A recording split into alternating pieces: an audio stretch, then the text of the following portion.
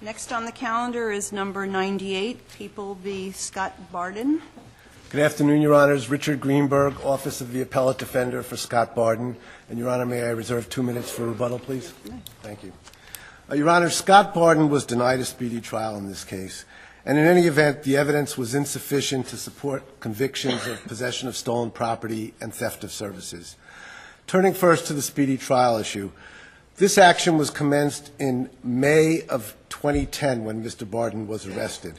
The people answered ready for trial for the very first time in October of 2011, 17 months later.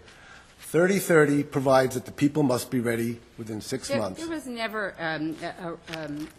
a particularized, specific analysis of which time was charged to the people and which was charged to the defendant here, correct? I mean, the courts basically just said you went over it, that there wasn't a problem. Well, the judge analyzed the speedy trial motion and said, I find that there are 179 days charged to the people, and in this case, 6 months by the quirk of the calendar equals 184 days. But we don't know so we were 5 exactly days how short. They came up with that 100. No, but the judge made that finding, and so that's essentially the law of the case, and we're looking for 5 more days.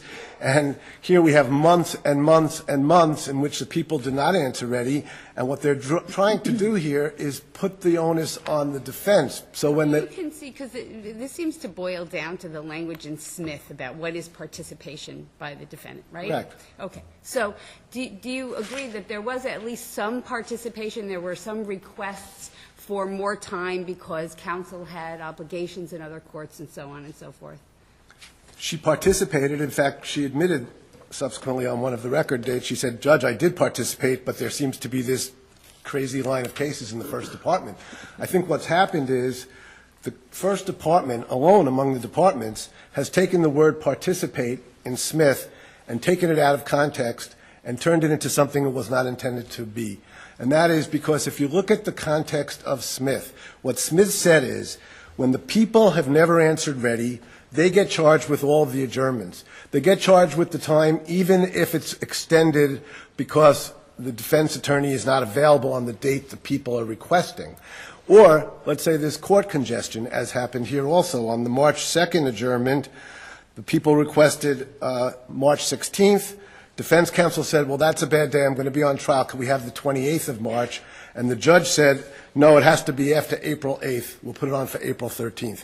So for the very least, from the 28th of March until April 13th, that was due to court congestion. So, but counsel said fine or something like that, right? Right, She said fine. And if this court wants to hold that the word participation in Smith means that counsel says a word and that equals participation, and therefore that is the equivalent, the functional equivalent of consent to adjournments, then that turns the world upside down. What are the magic words? What would show consent to an adjournment? Well, that's really the question. If the lawyer says, I consent, oftentimes that's what happens. A judge will say, counsel, do you consent to this adjournment? Because both sides want the adjournment. You're trying to. If the court doesn't ask counsel, does counsel have to say, Your Honor, I don't consent to that. I understand that that's the court's. No, this court has held many times that a counsel who says nothing is not consenting, that consent has to be explicit and on the record. That was your argument last time. I think you said that the best advice you'd give lawyers, depending on how we go, is to stand there. And well, I would. Not saying it. Again, I think counsel would be well advised, if that's the way this is going to proceed, then when the people come in and say, we're not ready, we're requesting 2 weeks, counsel can say, that day is no good for me, I'm on trial in another court. When the judge says, what date is good for you, counsel stands mute. And when the judge says, okay, I'll put it on for X date, counsel doesn't say fine, thank you, or anything else. I don't think that's what this is meant. If we go back to the core cases here, and if you look at the language of this court recently in Sibley's, this is a people's readiness statute. It's not a game where you just total up time either way. Sure, there are a few specified exclusions like motion practice. That's clearly excluded. Or where defense counsel clearly and unequivocally consents on the record. We're trying to work out a plea bargain with disposition. We're both consenting to this adjournment, basically saying to the people, you don't have to get ready for trial. I'm agreeing to consent. But here, the people were not ready. They weren't ready in January, they weren't ready in February, they weren't ready in March. And keep in mind, when the court sets the new date, and if counsel says, look, that's a bad day for me, how about the following week? And the judge says, fine, we'll put it on for the following week. The people are not stuck with that. They can stop the clock any time they want by filing a certificate of readiness. That's what the statute contemplates. And that's why in Smith, what you said is, the question before us is whether the people should be charged with time beyond the dates to which they requested adjournments, and because the defense attorney is not available on that date, and the people contend that the adjournment is extended because the defense rejects the original date requested, this court said that argument is without merit. This court said the people never stated their readiness for trial in this case. They should be charged with the entirety of the adjournment period. Now, again, there could be cases where the people say we want 2 weeks and defense counsel says in response, that's a bad day for me, how about 3 months? Obviously, in a situation like that, the defense is extending the time, and no one is saying the people should be charged for that. Although, even in that situation, the people can stop the clock any time they want by filing a certificate. They were not ready for 17 months in this case. I don't see how you get less than 6 months of includable time charged against them, except by this kind of nitpicky. Well, your yellow light is on now, so maybe you should go to your next issue, because I was going to ask you something on speedy trial. I can bring it up on reply. I'll stay as long as you like, Judge. But turning quickly to the stolen property charge, the legislature in 2002 did a couple of things. They amended the general business law to change the definition of credit card for purposes of the general business law, not for purposes of the penal law. At the same time, they created a whole new panoply of crimes in the penal law under Article 190 for possession of identifying information. So they said, okay, this is a problem. People are stealing identities, credit card numbers, Social Security numbers. Here's what we're going to do. We're going to create a whole bunch of new crimes under Article 190. They did not, at that time, purport to change the law with respect to traditional larceny and stolen property crimes, which are in a different part of the penal law under Article 155, 160, and 165.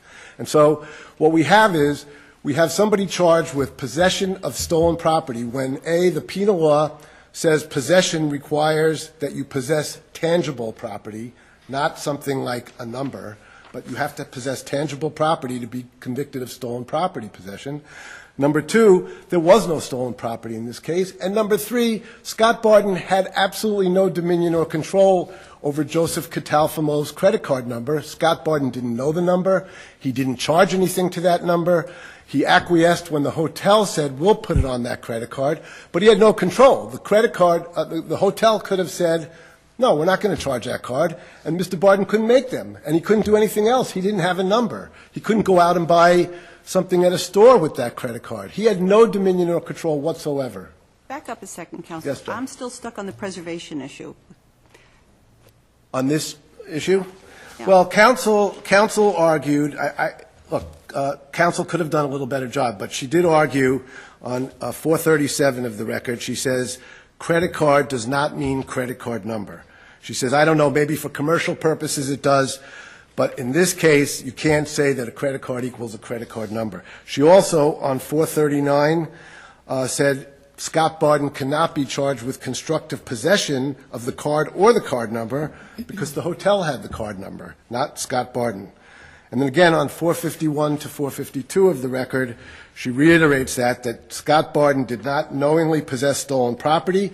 She argued that there was no stolen property. She said that, if anything, the credit card number was in the hands of the hotel, and Scott Barden couldn't be constructively possessing something that he didn't know about and didn't have anything to do with. So I think it is sufficiently preserved. Clearly, the court was on notice that counsel was saying this law does not apply to this situation, but even if it does, my client is not guilty of it. I think that's fully preserved. Thank you, Thank you. Counsel?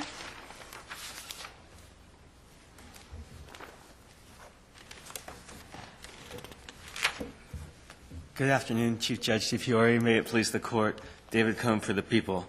I'll start with the speedy trial issue. And there's a very clear rule that this Court adopted in People v. Smith, which has been followed by the lower courts since 1993, when this Court decided Smith. And that clear rule is that if the defendant participates in setting the final adjourn date, then the time is not charged to the But people. what does participation mean, Mr. Cullen? Does it mean that counsel says when the people propose another date, well, that's not a good date for me, I'm on trial, and so I need the day after or a week after? Is that what you consider participation? Yes, Your Honor, and that is how all the lower courts for the last 23 years have read Smith. The problem with it, though, it seems to me, is it seems kind of ludicrous. I mean, you're just trying to, you're acquiescing either in the court wanting an adjournment or the people wanting an adjournment, and because you're being accommodating or saying, you know, some word of magic, that all of a sudden you're doing a disservice to your client, you know, who's entitled to get his, you know, to get his trial on. And the ironic part of it is that arraignment, the people always say they're ready, and they're not. They're not any more ready. I mean, they haven't disclosed, they haven't done a bunch of stuff. But we say, okay, they say they're ready, and they're done. Well, Your Honor, in Manhattan, prosecutors do not say they're ready at arraignment. There might be practice in other parts of the state, but it's certainly not the practice in Manhattan. And that's one of the reasons why this case is before us, because the people are being absolutely honest about their readiness. They're being absolutely. Did they ever submit a statement of readiness, either in between court appearances or, I mean, what prevented you at any one of those court appearances from announcing your readiness? Your Honor, there was no statement of readiness, but that's really aside. That's really not related to the issue in this case. The CPL makes clear, and this Court made clear in Smith and in Worley, that in a pre-readiness context, when the trial court is calculating the time that's chargeable to the people in a pre-readiness context, you exclude all periods under 3034B which are at the request of or with the consent of the defense. What do you think of Mr. Greenberg's argument, though, that if the defense lawyer just stands mute, that somehow that benefits her and her client? Well, Your Honor, that all depends on what the client wants. No. I'm just saying exactly any of the scenarios in this. If instead of saying fine, or instead of saying thank you, or instead of saying anything, she just said nothing. Actually, Your Honor, that just wastes the client's time, and here's why. Well, let's not worry about the client's time. Is that participation? Is that participation by standing mute? Yeah. No, Your Honor, and So that's what Smith was about. So you see the problem? I mean, well, just to say thank you, Judge, or to say, you know, okay, that somehow you've impaired your client's speedy trial rights by who knows how much time? I mean, Your Honor, I think the fundamental confusion here is caused by defense counsel's argument that by requesting more time than the people requested, that the defendant is somehow participating in the people's request. That's not what's going on. There are two requests here, and the second part of it is being done solely by the defense attorney for the benefit of the defense attorney. But the issue that I have is when defense counsel says, I'm ready on March 28th, and the court says, well, I'm sorry, I can't do it on March 28th. I can't do it until April 13th. Why does that period get charged? Right. And, Your Honor, I think Worley answers that for us, and here's why. In Worley, this Court said, where there's a, and this is a direct quote from Worley, where there's a delay that has been caused by the defendant for his own benefit and with the Court's permission, and that was between March 28 and April 13, and that adjournment you're talking about. That was for the defendant's own benefit because the defendant wanted more time than the March 16 that the people had requested. They wanted to March 28. The Court says, well, if you want that, it has to be at least April 8, and they agree on April 13. The problem is that the defendant didn't want the adjournment in the first place. The defendant didn't come into court and say, I need an adjournment. The people came into court and said, I need an adjournment. Well, Your Honor, again, I think that's confusing the first part and the second part of the request here. The Court could have just listened to the people. The people said March 28. The Court could have just said, okay, we're on for March 28. We'll show up. What's happening is that instead of doing that, instead of making the defense attorney show up on March 28, the Court here is doing the defense attorney a favor, doing something for the defense attorney's convenience. The Court is saying to the defense attorney, is March 28 a date that you want, or do you now want this to go further? And what this Court said in Worley, if there's a delay that's been caused by the defendant for his own benefit and with the Court's permission, under circumstances in which both the defendant and the Court have determined that the adjournment is desirable, in that situation. That jumps the first part. If the people are asking for an adjournment, and it turns out the date they want is not good for the defendant says, I want a different date, It all ends up on the defendant. What the defendant should be saying when you want your adjournment, say absolutely not. We are not consenting to any adjournment by the people, period. Judge, we're going to oppose it. But, Your Honor, that's not true. That's not a good thing to do. That's not true, Your Honor, because the time between March 2 and March 16, which is the adjournment the people requested, that's charged to the people. I understand that, but by trying to accommodate they need a new date, and we say, aha, now you've screwed up your speedy trial, not because you wanted the extra 2 weeks, but because the people wanted 2 weeks, and I'm giving it to them. Your Honor, that's assuming that the people wouldn't have been ready on March 16, and we don't know that on this record. They might very well have been ready on March 16. What happens then? Were they ready when they wanted the adjournment? They were not ready. It was March 2nd. That's my they said point. not ready. See, I want to move you back a bit. I want to say, when you're asking for an adjournment, the defendant should say, no, we're not, Judge. We've got a speedy trial issue here. We are not going to consent to that. Well, would that make any sense? Your Honor, they have every right to do that. But Right. and they have every right to say, we're going to show up on March 16 and see what the people say. They have absolutely the right to do that. But what's happening here is the defense attorney is saying, look, for my own convenience and perhaps for my client's convenience, for whatever reason, the defense attorney, in this case, the defense attorney was on another trial and said, I've got to finish that trial or else I'm going to kill myself, right? The defense attorney is saying, look, I don't want to do March 16. I want to do March 28 at least, right? Now, the statute says, the statute has solved this problem for us. The statute says, and this is in a pre-readiness context, if there's an adjournment at the request of or with the consent of the defendant, then that time is not charged to the people. And this Court in Smith said that means participating, and that makes sense. Mr. Cohen, why wouldn't just the amount of time that defendant asked for, as opposed to the entire amount of time that the Court adjourned the matter to at the Court's convenience, why would that be chargeable to the defendant? Well, Your Honor, in Worley, this Court, and Worley is really very instructive on this. In Worley, this Court said the statute is a people readiness statute, and that means that time that's caused by a defense request is not supposed to be charged to the people. Now, that time between March 28 and April 13, if court congestion had delayed the proceedings due to a people's request, that is definitely charged to the people, and this Court said so in Smith. On the other hand, if court congestion delays the proceeding because of a defense request, the appellate division has held in other cases and in this case, and the rule logically follows from Worley that that is part of the defense request and must be charged to the defense. And in Worley, this Court said where the defendant has made this express waiver of the delay, the people are not required to causally trace their lack of readiness to defendant's actions before the Court is warranted in excluding the periods. The people don't have to prove that that their lack of readiness has something to do with the defense actions when the delay is caused by the court, when the delay is caused by the defense request. Here, the delay is caused by the defense request. If the defendant had agreed to the March 16 date requested by the people, or if they had showed up on March 16, and then if the people had answered not ready on March 16 and requested March 28, and the court had said it's got to be April 13, of course all that time gets charged. What if the defense said in this whole conversation, the people asked for an adjournment, and the defense says, okay, and I can be available on March 28th, and the court says, well, I can't do it until such and such a date. Well, then wouldn't it behoove defense counsel to say, well, then I revoke my consent to the adjournment in the first place? Is that what should happen? Well, they could. They could say, look, the defense attorney has every right to say, well, sure, March 16, I'll show up on March 16, forget about my request for March 28.